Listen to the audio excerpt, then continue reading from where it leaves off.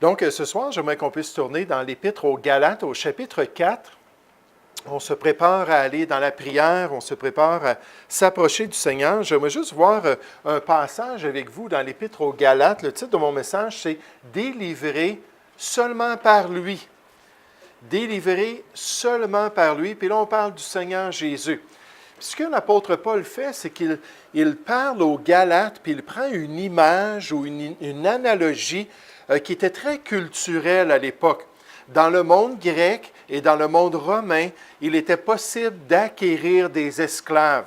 En fait, la plupart des civilisations ont expérimenté l'esclavage. C'était possible d'acquérir des esclaves et lorsqu'on aimait d'une manière spéciale un esclave, on pouvait décider de l'adopter. Puis on signait un contrat d'adoption et sous la loi romaine, c'était un contrat qui était pour la vie. Une fois qu'on adoptait un esclave, puis qu'on disait « il va devenir mon fils, il va porter mon nom, il va être un héritier dans ma famille », une fois que c'était fait, c'était pour toujours. Et là, l'apôtre Paul se tourne vers les chrétiens et leur parle de l'esclavage qu'ils avaient vécu, l'esclavage sous la religion. Les Galates étaient sous des faux dieux, des idoles, puis ils étaient des esclaves, jusqu'à ce que le Seigneur Jésus vienne et leur permette d'être délivrés de l'esclavage, et même plus que cela, leur permettre de recevoir une adoption céleste et une adoption divine. Et là, ils sont des enfants dans la maisonnée de Dieu pour toujours, et ils sont héritiers avec Jésus de tout ce que Dieu possède. Donc, c'est un petit résumé de ce qu'on voit ici dans Galates chapitre 4 au verset 1. Paul dit « Or, aussi longtemps que l'héritier est enfant, avant qu'il soit majeur, avant qu'il soit un adulte. Je dis qu'il ne diffère en rien d'un esclave, quoiqu'il soit le maître de tout à cause qu'il fait partie de la famille. Mais il est sous des tuteurs et des administrateurs jusqu'au temps marqué par le Père. Nous aussi, c'est une image pour le monde spirituel, ce qui se passait dans les familles romaines. Nous aussi, de la même manière, lorsque nous étions enfants, nous étions sous l'esclavage des principes élémentaires du monde, les rudiments du monde, c'est les valeurs religieuses et les pensées religieuses du monde. Mais lorsque les temps ont été accomplis, Dieu a envoyé son Fils, né d'une femme, né sous la loi, donc il est rentré dans la race humaine, afin qu'il rachète, qu'il paie la rançon de ceux qui étaient sous la loi, afin que nous recevions l'adoption. Et parce que vous êtes fils, Dieu a envoyé dans nos cœurs l'Esprit de son Fils, qui est la garantie qu'on fait partie de la maisonnée de Dieu. On est un enfant de Dieu, lequel crie à partir de notre cœur, « Abba, Papa, Père !» Ainsi tu n'es plus esclave, mais fils. Et si tu es fils, tu es aussi héritier par la grâce de Dieu. La semaine passée, on a introduit ce passage-là en parlant premièrement de l'esclavage sous la religion humaine. L'esclavage sous la religion humaine, il dit « Vous aussi, avant de connaître Jésus, avant d'être libérés, avant que la rançon soit payée pratiquement dans votre vie, avant de devenir fils et héritier, vous aussi, vous étiez esclaves des rudiments de ce monde. Vous étiez esclaves de la religion humaine. Jusqu'au moment où vous avez été libérés. Regardez dans le chapitre 3. Pardon, pas le chapitre 3, on est toujours dans le chapitre 4. Galates chapitre 4 au verset 8. Paul dit « Autrefois, ne connaissant pas Dieu ». Donc, ils retournent à leur esclavage spirituel, à leur condition avant de connaître Christ. Autrefois, ne connaissant pas Dieu, vous serviez des dieux qui ne le sont pas de leur nature. Ce sont des idoles, ce sont des statues muettes, sans vie, qui ne peuvent rien faire. Mais il dit, mais à présent que vous avez connu Dieu, ou plutôt que vous avez été connus de Dieu, comment retournez-vous à ces faibles et pauvres principes élémentaires, ces rudiments du monde-là, auxquels vous voulez vous asservir encore. Vous observez les jours, les mois, les temps et les années. Je crains d'avoir inutilement travaillé pour vous. Soyez comme moi, car moi aussi, je suis comme vous. Frères, je vous en supplie. Il dit, moi, j'étais sous le judaïsme. J'avais été zélé même au-delà de ceux de mon âge. J'avais même persécuté l'Église chrétienne. Mais j'étais sous une religion humaine et comme vous, à un moment donné, j'ai été libéré. Donc, non seulement on voit dans ce passage-là l'esclavage de la religion humaine, mais deuxièmement, j'aimerais vous faire remarquer la délivrance en Jésus-Christ. La délivrance qui nous vient en Jésus-Christ, libre d'être un enfant de Dieu grâce à l'œuvre de Christ, libre de posséder une relation vitale avec Dieu grâce à notre grand Sauveur. Il dit encore au verset 1, « Or, aussi longtemps que l'héritier est enfant, je dis qu'il ne diffère en rien d'un esclave, quoiqu'il soit le maître de tout. Mais il est sous des tuteurs et des administrateurs jusqu'au temps marqué par le Père. » Donc, c'est quelque chose de normal, c'est quelque chose qui se produit. Et dit, nous aussi, de la même manière, avant d'être sauvés, il y a des réalités culturelles, il y a des réalités religieuses. Et dit, nous aussi, de la même manière, lorsque nous étions enfants, nous étions sous l'esclavage des principes élémentaires du monde. Mais lorsque les temps ont été accomplis, j'aime tellement Galates 4 au verset 4. Dieu avait un plan de rédemption. Dieu avait un temps précis où il allait envoyer son Fils. Il allait permettre à Jésus de venir dans ce monde.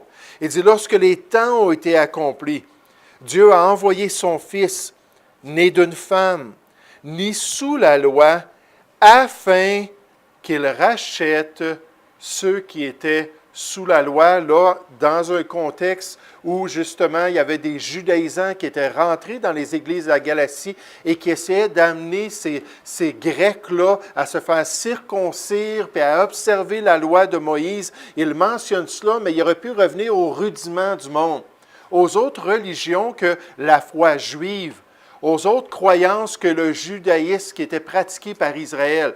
Mais il mentionne ça à cause du contexte de l'Épître, afin qu'il rachète ceux qui étaient sous la loi, afin que nous recevions l'adoption. Et il dit, parce que vous êtes fils, vous êtes rachetés, vous avez reçu l'adoption, vous avez été libérés en Jésus-Christ. Vous êtes un fils de Dieu ou un enfant de Dieu par la grâce de Dieu. Regardez dans Galates chapitre 3. Galates chapitre 3. Charles Spurgeon a dit concernant cette situation-là, il dit, « Voici notre vraie position. L'Esprit nous pousse à réclamer notre adoption et nous ne vivons plus dans l'esclavage de la loi ou dans l'esclavage de la religion humaine, des efforts humains, même parmi les chrétiens. Beaucoup craignent d'être trop sûrs de leur filiation. » Filiation, c'est-à-dire du fait qu'on est enfant de Dieu.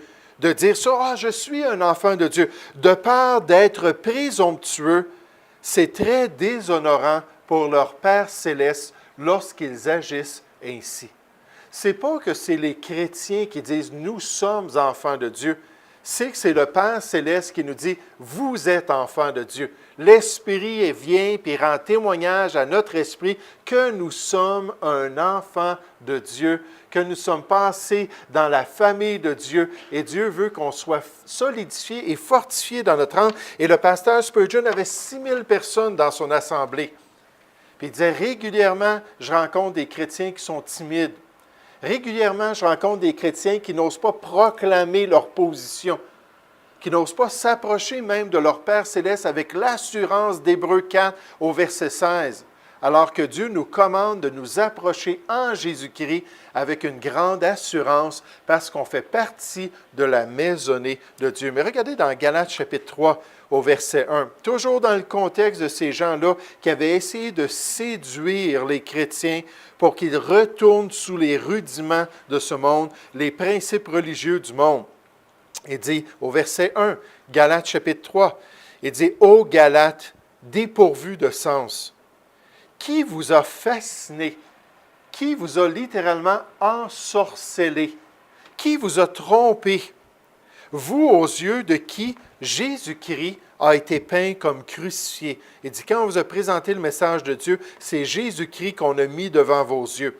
Voici seulement ce que je veux apprendre de vous. Est-ce par les œuvres de la loi, la religion humaine ou la religion de Moïse, que vous avez reçu l'Esprit, et c'est un esprit d'adoption. C'est l'Esprit qui crie dans notre cœur, « Abba, Père! » Est-ce que c'est à cause de la religion? Est-ce que c'est à cause de la circoncision? Est-ce que c'est à cause de vos efforts et de la loi que vous avez reçu cela? Il continue, verset 3. « Êtes-vous tellement dépourvus de sens? Après avoir commencé par l'Esprit, voulez-vous maintenant finir par la chair? Avez-vous tant souffert en vain? Si toutefois c'est en vain. Celui qui vous accorde l'esprit d'adoption, Romains 8, 9, l'esprit de Christ qui démontre qu'on appartient à Christ et qui opère des miracles parmi vous. Le fait-il donc par les œuvres de la loi, par la religion humaine ou par la prédication de la foi en Jésus-Christ, c'est sous-entendu. Comme Abraham crut à Dieu et que cela lui fut imputé à justice, ça a été mis sur son compte la justice de Dieu. Reconnaissez donc que ce sont ceux qui ont la foi, qui sont fils d'Abraham. Aussi, l'Écriture, prévoyant que Dieu justifierait les païens, les gentils, les non-juifs par la foi, a d'avance annoncé cette bonne nouvelle à Abraham.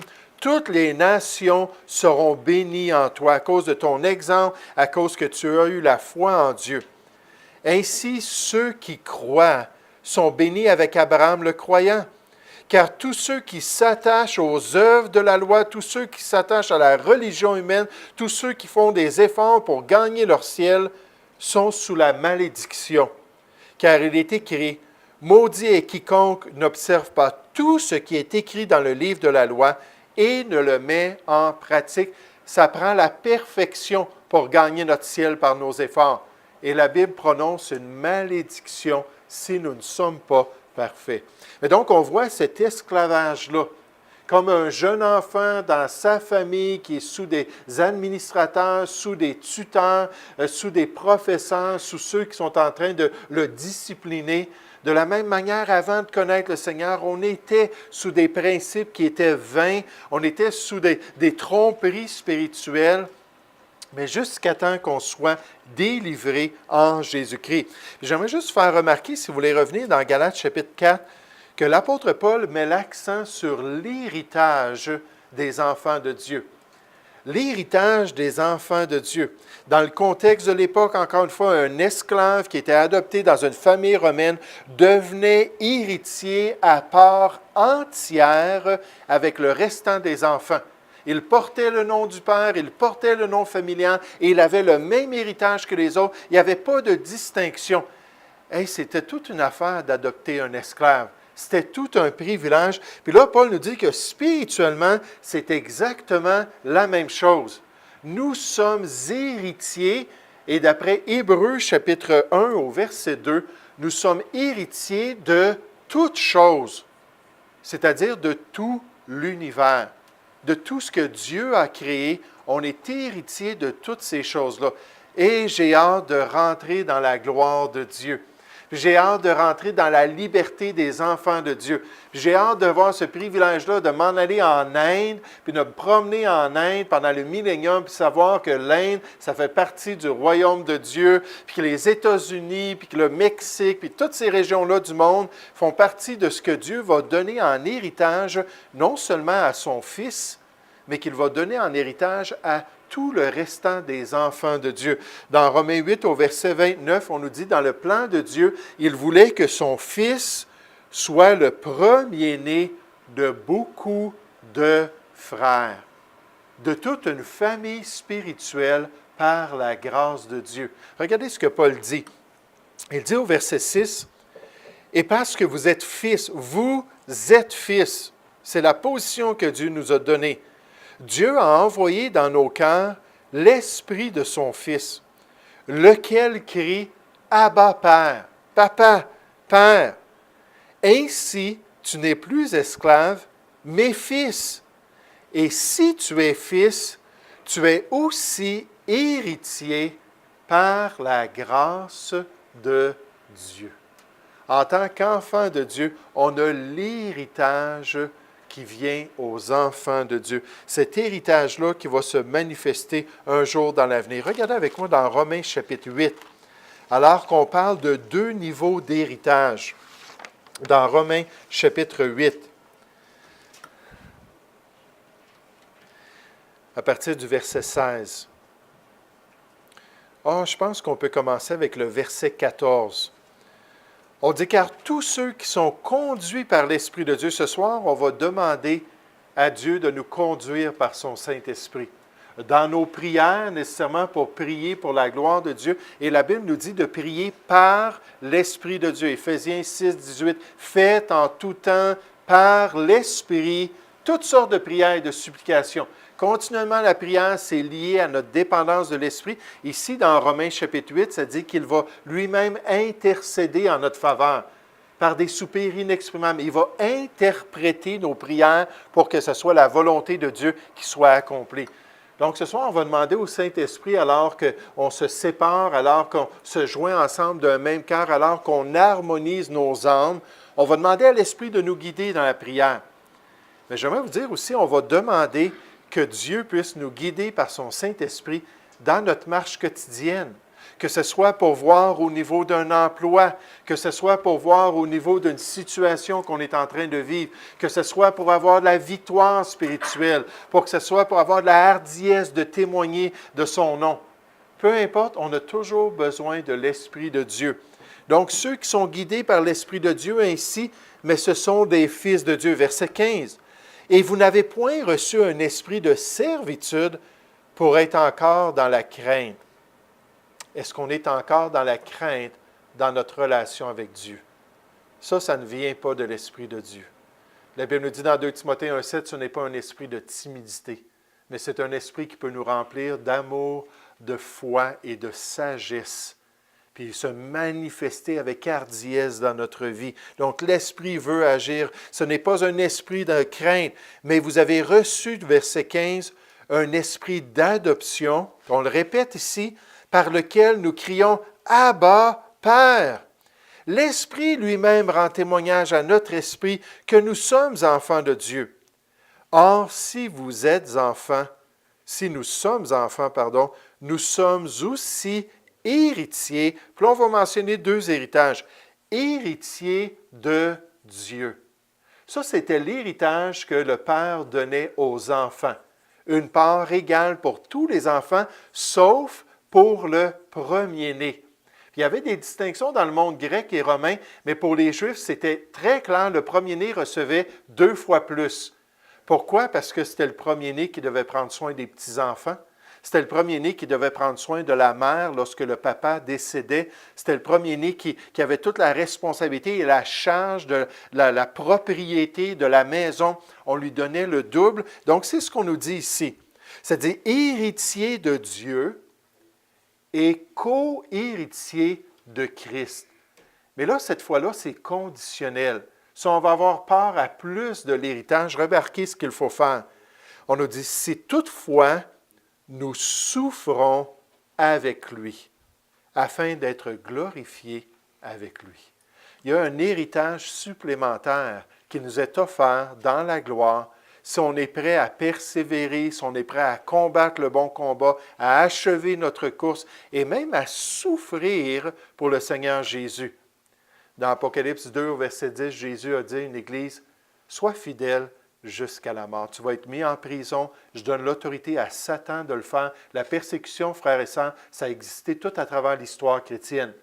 En fait, les temps où les chrétiens n'étaient pas persécutés et qu'ils avaient des droits et libertés, c'est l'exception dans l'histoire chrétienne.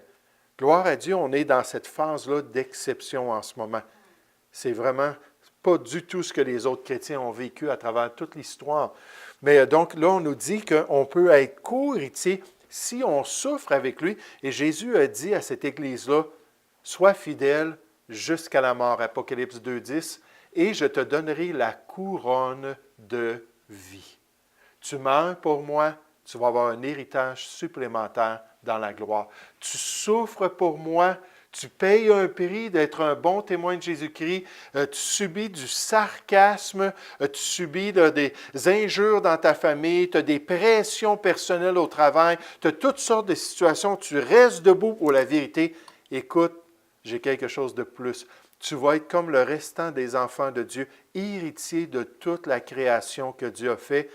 Puis enfin, un jour, après ce renouvellement-là, Dieu va créer des nouveaux cieux et une nouvelle terre, et ça va être extraordinaire de vivre dans un univers parfait. Mais il y a une récompense et un héritage supplémentaire si tu es prêt à payer le prix. Puis à être co-héritier avec l'homme de douleur, avec celui qui était habitué à la souffrance, recevoir une gloire spéciale si tu souffres pour Christ et pour l'œuvre de Dieu. Donc, délivré seulement en lui. On était esclaves dans le passé, on a été délivrés. Nous sommes des enfants de Dieu et l'héritage de toutes choses nous attend dans l'avenir. Et une partie de cet héritage-là va dépendre de notre zèle et va dépendre de notre consécration à la volonté de Dieu et peut-être même de nos souffrances. Dans 2 Corinthiens 5, 9, Paul dit, « C'est pourquoi nous nous efforçons de lui être agréable. » Pourquoi? Parce qu'on va passer au tribunal de Christ et on va recevoir en proportion de ce qu'on aura subi pour lui.